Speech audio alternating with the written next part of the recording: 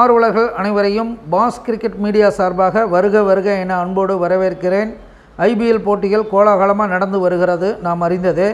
65 போட்டிகள் இதுவரை முடிஞ்சிருக்கு. நேற்று ராஜஸ்தான் அணி தோற்றுருக்கு. அதனால் டாப் 2லே அவங்க நிலையாக இருப்பாங்களான்னு ஒரு டவுட்டு தான் இருக்கிறது. ஏன்னா எஸ்ஆர்ஹெச் அணி பார்த்திங்கன்னா அடுத்து 2 மேட்சும் தொடர்ந்து ஜெயிச்சிட்டாங்கன்னா டாப் 2க்கு எஸ்ஆர்ஹெச் போயிடும்.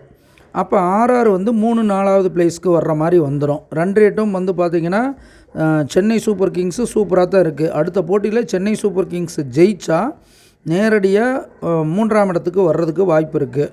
இவங்க எஸ்ஆர்ஹெச் தொடர்ந்து ஜெயிச்சாங்கன்னா அந்த மாதிரி. ஸோ அப்போ இன்னி வரக்கூடிய போட்டிகள்லாம் ஒரு அந்தந்த அணிகளுடைய இன்னொரு அணிகளுடைய போட்டியையும் சேர்த்து நிர்வகிக்கக்கூடிய அமைப்புங்கிறது இருக்குது. இனிமேல் ரொம்ப ரொம்ப முக்கியம். ஆனால் இந்த 4 அணிகள் தான் கேகேஆர், ஆர்ஆர், எஸ்ஆர்ஹெச், சிஎஸ்கே.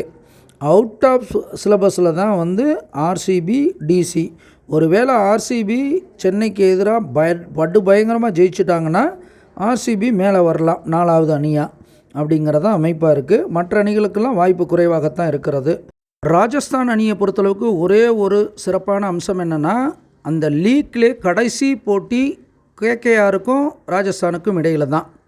அப்போ அந்த போட்டியை பொறுத்தளவுக்கு குறிப்பிட்ட ஓவர்களுக்குள்ளே இத்தனை ரன் அடிக்கணும், இல்லை இந்த ஓவர்களுக்குள்ளே அவங்கள சுருட்டணும் அப்படிங்கிற மாதிரி ஒரு டார்கெட்டு ராஜஸ்தானுக்கு கொடுக்கறதுனால ஒருவேளை அந்த கடைசி போட்டியில் முடிவு பண்ணி கூட அந்த டாப் 2 இடத்துலே கூட ஜெயிச்சு நல்ல நிலைமையாக இருக்கலாம் அப்படிங்கிறது தான் அமைப்பு. மற்ற அணிகள்லாம் நாம் சொன்ன மாதிரி தான் வரும்.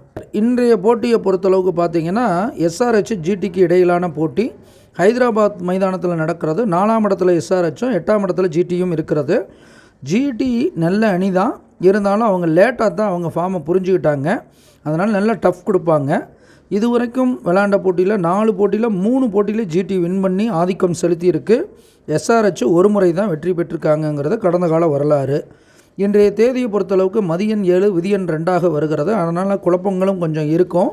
இருந்தாலும் எஸ்ஆர்ஹெச் அணியை பொறுத்தளவுக்கு Abhishek Sharma, Travis Head, Abdul Samad, Pat Cummins, T Natarajan, Jaydev Unadkat, Heinrich Klaasen இவங்கெல்லாம் பேட்டிங் பவுலிங் ஃபீல்டிங்கில் சிறப்பாக செயல்படுவாங்க. அதே போல் ஜிடியை பொறுத்தளவுக்கு Shubman Gill, David Miller, Matthew Wade, Rashid கானு, நூர் அகமது, ராகுல் தெவேட்டியா, உமேஷ் யாதவ் இவங்கெல்லாம் சிறப்பான செயல்பாடை தன் அணிக்காக வெளிப்படுத்துவாங்க. எஸ்ஆர்ஹெச் சொந்த மைதானத்தில் விளையாடுறதுனால அந்த அணி வெற்றி பெறுமான்னு கேள்வி வந்தது. எஸ்ஆர்ஹெச்சுடைய அதிபதி புகர் பார்த்திங்கன்னா 10ஆம் இடத்துல போய் உட்கார்ந்துருக்கிறது. ஓரளவுக்கு பகை பெற்றும் அமர்ந்திருக்காரு. சுமாரான அமைப்பு. மேலும் புகரை கவிப்பும் கவிக்க இருக்கிறது. அது அவ்வளோ சிறப்பான அமைப்பு இல்லை எஸ்ஆர்ஹெச்சுக்கு. அதே போல் ஜிடியுடைய அதிபதி சேய் பார்த்திங்கன்னா நட்பு வீட்டில் உட்காந்து திரிகோணத்தில் உட்காந்துருக்கிறது ஜிடிக்கு சிறப்பு. எஸ்ஆர்ஹெச்சோட லாபஸ்தானத்தில் கவிப்பு இருக்கிறது நஷ்டம் சேதாரத்தை காட்டுது.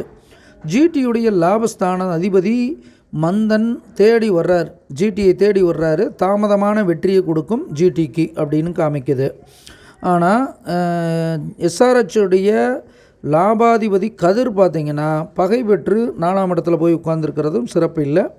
எஸ்ஆர்ஹெச் மேலே பொண்ணு உட்கார்ந்துருக்கிறதுனால நல்ல ஆட்டத்தை வெளிப்படுத்துவாங்க எஸ்ஆர்ஹெச், அதில் மாற்றுக்கருத்து இல்லை. சேய் 3ஆம் இடத்துலனா அவங்க எப்பயும் போல் அதிரடி காட்டுவாங்க.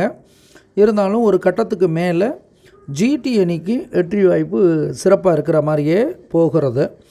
ஏன்னா அவங்களுக்கு எஸ்ஆர்ஹெச்சுடைய விரையாதிபதி உச்ச பலத்தில் இருக்கார். அதனால் அவங்களுக்கு அதிர்ஷ்டம் கொஞ்சம் குறைவாக இருக்கிறது. ஸோ இந்த போட்டியில் ஜிடி அணி வெற்றி பெறுவதற்கு அதிக வாய்ப்புண்டுன்னு கூறிக்கொண்டு அனுமானிப்பது நாம், தீர்மானிப்பவன் இறைவன். நன்றி, வணக்கம்.